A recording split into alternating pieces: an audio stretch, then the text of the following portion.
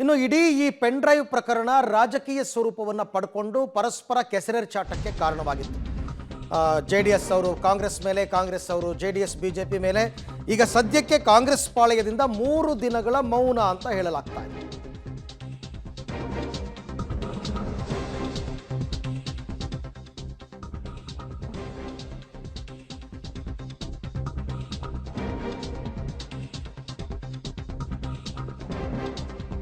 ಪ್ರಕರಣದಲ್ಲಿ ರಾಜಕೀಯ ಕೆಸರೆರಚಾಟ ಜೋರಾಗಿದೆ. ಆದರೆ ಕಾಂಗ್ರೆಸ್ ಪಾಳೆಯದಿಂದ 3 ದಿನಗಳ ಮೌನ. ಇವಾಗ ಕಾಂಗ್ರೆಸ್ ತಾತ್ಕಾಲಿಕ ಯುದ್ಧ ವಿರಾಮವನ್ನು ಘೋಷಣೆ ಮಾಡಿದೆ. ಯಾಕೆ ಅಂದರೆ ಎಲೆಕ್ಷನ್ ಎಲ್ಲ ಮುಗೀತು ಅಂತ ಸ್ವಲ್ಪ ರೆಸ್ಟ್ ತಗೊಳ್ಳೋದಕ್ಕೆ ಸಿದ್ದರಾಮಯ್ಯನವರು ಊಟಿ ಕಡೆ ಹೋಗಿದ್ದಾರೆ. DK ಶಿವಕುಮಾರ್ ಅವರು ಏನೋ ಚಿಕ್ಕಮಗಳೂರು ಕಡೆ ಹೋಗಿದ್ದಾರೆ. ಸೊ ಅವರು ಬರಬೇಕು ಎಲ್ಲರೂ ಕೂಡ. ರಾಜಕೀಯ ಆರೋಪ ಪ್ರತ್ಯಾರೋಪದಿಂದ ಅಂತರ ಕಾಯ್ದುಕೊಳ್ಳೋದಕ್ಕೆ ನಿರ್ಧಾರ. ಗೃಹ ಸಚಿವರೊಬ್ಬರೇ ಪ್ರತಿಕ್ರಿಯಿಸಿದರು. ಅದು ತನಿಖೆಗೆ ಸಂಬಂಧಪಟ್ಟ ಅಂಶವಷ್ಟೇ. 3 ದಿನ ಕಳೆಯೋದ್ರಲ್ಲಿ ತನಿಖೆಯಲ್ಲಿ ಮಹತ್ವದ ಬೆಳವಣಿಗೆ ಆದರೆ ಆಗ ರಾಜಕೀಯ ಎದುರಾಳಿಯನ್ನು ಕೌಂಟರ್ ಮಾಡೋ ಲೆಕ್ಕಾಚಾರ. ಯಾಕೆ ಅಂದರೆ ಇಷ್ಟು ದಿನ ಇವರೇ ಕೌಂಟರ್ ಮಾಡ್ತಿದ್ರು. ದೇವರಾಜೇಗೌಡ, ಕುಮಾರಸ್ವಾಮಿ ಎಲ್ಲ ಈ ಇಡೀ ಪ್ರಕರಣದ ಹಿಂದೆ DK ಶಿವಕುಮಾರ್ ಇದ್ದಾರೆ, ಸಿದ್ದರಾಮಯ್ಯ ಇದ್ದಾರೆ ಅಂತ ಆರೋಪ ಕೇಳಿಬಂದ ಮೇಲೆ ಅವರು ಮೌನಕ್ಕೆ ಶರಣಾಗಿದ್ದಾರೆ. ಯಾವುದೋ ಒಂದು ಕಾರ್ತಿಕ್ ಅಂತ ಹೇಳಿ ಯಾರ ಹುಡುಗ ಪೆನ್ ಡ್ರೈವ್ ಕತೆ ಶುರು ಆಯ್ತಲ್ಲ. ಈ ನೆನ್ನೆ ದೇವರಾಜೇಗೌಡರು ಅಂತೇಳಿ ಅವರು ಬೇರೆ ಎಲ್ಲ ಕೆಲವು ಮಾಹಿತಿ ಇಟ್ಟಿದ್ದಾರೆ ನಿಮ್ಮ ಮುಂದೆ. ಈ ಕಾರ್ತಿಕ್ ಅನ್ನೋನು ಎಷ್ಟನೇ ತಾರೀಕು ಹೇಳಿಕೆ ಕೊಟ್ಟಿದ್ದವನು? ನಾನು ಅವತ್ತು ಹುಬ್ಳಿಲಿದ್ದೇನೋ, ಹುಬ್ಳಿಲಿ ಎಷ್ಟನೇ ತಾರೀಕಿದ್ದಪ್ಪ ಅವತ್ತು? ನಾನು ಅಲ್ಲಿ ಹೇಳಿಕೆ ಕೊಡೋದಿತ್ತಲ್ಲ, ಪ್ರೆಸ್ ಮೀಟ್ ಅಂತ ಹೇಳಿದ್ನಲ್ಲ. ಅವತ್ತು ಬೆಳಗ್ಗೆ 11 ಗಂಟೆಗೆ 30ನೇ ತಾರೀಕು ಕಾರ್ತಿಕ್ ಗೌಡ ಅವನು ಪ್ರೆಸ್ನವ್ರ ಮುಂದೆ ಬರಲ್ಲ, ಅವನೊಂದು ವಿಡಿಯೋ ಮಾಡಿ ಮಾಧ್ಯಮಗಳಿಗೆ ಸರ್ಕ್ಯುಲೇಟ್ ಮಾಡ್ಕೊಂಡ್ರಿ ಕಾರ್ತಿಕ್ ಗೌಡಂದು ಅವನ ವಿಡಿಯೋನ. ಇದು ನಡೆದಿರೋದಲ್ವೇ ನಿಮ್ಮ ಕಣ್ಣು ಮುಂದೆ? ಇವತ್ತವರೆಗೂ ಕಾರ್ತಿಕ್ ಗೌಡ ಬಂದಿಲ್ಲ. ಪೆನ್ ಡ್ರೈವ್ನ ಸೂತ್ರಧಾರಿ ಇದೇ ಕಾರ್ತಿಕ್ ಗೌಡ. ಈ ಕ್ಷಣದವರೆಗೆ ಅವನು ಎಲ್ಲಿದ್ದಾನೆ ಅಂತ SIT ಅವರು ಹುಡುಕ್ಲಿಲ್ಲ. ನಿಮ್ಮ ತನಿಖೆ ನಾನು ಮುಖ್ಯಮಂತ್ರಿಗಳಿಗೆ ಸರ್ಕಾರ ಕೇಳಲಿಕ್ಕೆ ಬಯಸ್ತಾ ಇದ್ದೇನೆ, ಗೃಹ ಸಚಿವರಿಗೆ. ಈ ತನಿಖೆಯನ್ನು ರೇವಣ್ಣ ಮತ್ತು ಪ್ರಜ್ವಲ್ ರೇವಣ್ಣ ಅವರ ಮೇಲೆ ಮಾತ್ರ ಮಾಡ್ತಾ ಇದ್ದೀರೋ, ಈ ತನಿಖೆಯ ವಿಸ್ತರಣೆಯನ್ನು ಏನು ಮೇಡಮ್ ಅವ್ರು ಕೊಟ್ಟವರಲ್ಲ ಅಧ್ಯಕ್ಷರು, ಆಯೋಗದ ಅಧ್ಯಕ್ಷರು, ಅದರ ಆಧಾರದ ಮೇಲೆ ಎಲ್ಲ ರಾಜಕಾರಣಿಗಳು ಇದೆಲ್ಲ ಹೇಳಿದಾರಲ್ಲ, ಅದ್ರ ಜೊತೆಗೆ ಈ ವಿಡಿಯೋ ಬಿಟ್ಟಿದ್ದಾರಲ್ಲ ಮಾರ್ಕೆಟ್ಗೆ ಪೆನ್ ಡ್ರೈವ್ನ, ಅದನ್ನು ಒಳಗೊಂಡಂತೆ ನಿಮ್ಮ ತನಿಖೆ ಮಾಡೋದಕ್ಕೆ ಹೇಳಿದಿರೋ ಡೈರೆಕ್ಷನ್ನು. ಇದು ಇಲ್ಲಿರ್ತಕ್ಕಂಥ ಪ್ರಶ್ನೆ. 15 ದಿವಸ ಆಗಿದೆ.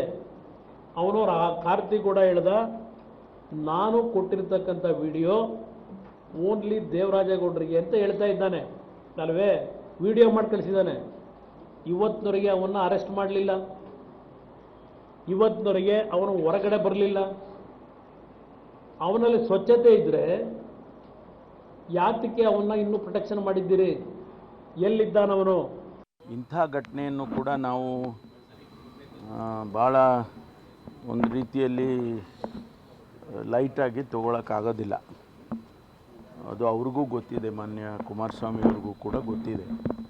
ಅವರು ಅವರಿಗೆ ನಾನು ವಿಶ್ವಾಸವನ್ನು ಹೇಳೋದಕ್ಕೆ ಬಯಸ್ತೇನೆ. ನಾವು ನಮ್ಮ ವ್ಯವಸ್ಥೆಯ ಬಗ್ಗೆ ನಾವು ಅನುಮಾನ ಪಡೋದು ಯಾವತ್ತೂ ಒಳ್ಳೆಯದಲ್ಲ. ಅವರು ಕೂಡ ಮುಖ್ಯಮಂತ್ರಿಗಳಾಗಿದ್ದಂಥವರು, ಅವರು ಕೂಡ ಇದೆಲ್ಲವನ್ನು ಇಂಥದ್ದನ್ನೆಲ್ಲ ಹತ್ತಿರದಿಂದ ನೋಡಿದ್ದಾರೆ. ಹಾಗಾಗಿ SIT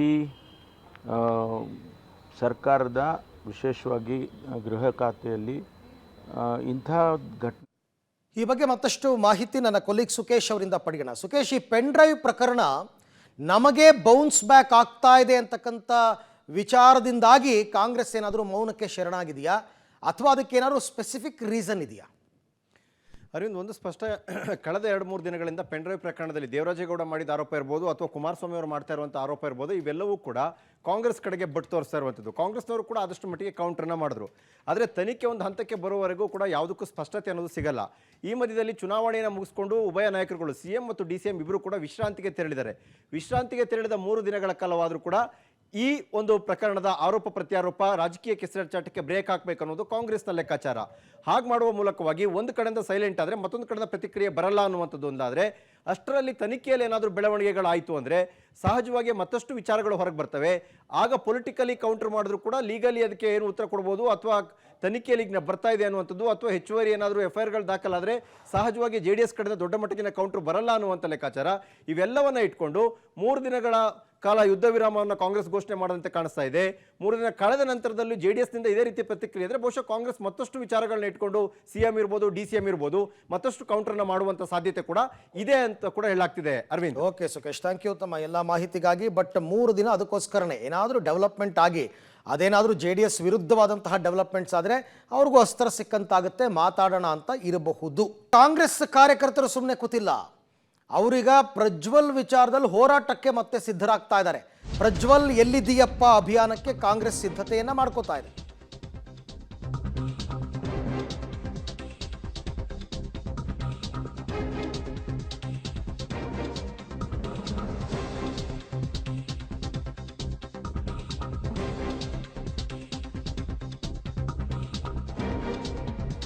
ಮತ್ತಾದರೂ ವಿದೇಶದಿಂದ ಸ್ವದೇಶಕ್ಕೆ ಬರ್ತಾರಾ ಪ್ರಜ್ವಲ್ ಅಂದರೆ ಬಹುತೇಕ ಇಲ್ಲ ಅಂತ ಅನಿಸ್ತಿದೆ. ಹಾಗಾಗಿ ಪ್ರಜ್ವಲ್ ಎಲ್ಲಿದೆಯಪ್ಪ ಈ ಅಭಿಯಾನಕ್ಕೆ ಕಾಂಗ್ರೆಸ್ ಸಿದ್ಧತೆಯನ್ನು ಮಾಡ್ಕೋತಾ ಇದೆ.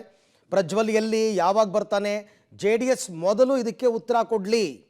ಈ ಅಭಿಯಾನ ನಡೆಸೋದಕ್ಕೆ ಕಾಂಗ್ರೆಸ್ ಪಾಳೆಯದಲ್ಲಿ ಈಗ ಚಿಂತನೆಗಳು ನಡೀತಾ ಇದೆ. JDS ಅವ್ರು ಏನು ಹೇಳ್ತಾರೆ, ನಮಗೆ SIT ಇರೋದು ಯಾಕೆ, ನೀವು ಅವ್ರನ್ನ ಪತ್ತೆ ಹಚ್ಚಿ, ನಾವೀಗಾಗಲೇ ಪಕ್ಷದಿಂದ ಅವ್ರನ್ನ ಅಮಾನತು ಮಾಡಾಗೋಗಿದೆ. ಪದೇ ಪದೇ ನಮ್ಮನ್ನು ಕೇಳಿದ್ರೆ SIT ಅವ್ರು ಇರೋದು ಯಾಕೆ, SIT ಅವರು ಪತ್ತೆ ಹಚ್ಚಬೇಕಲ್ವಾ ಅಂತ ಅವ್ರು ಹೇಳ್ತಾರೆ ಅಷ್ಟೇ.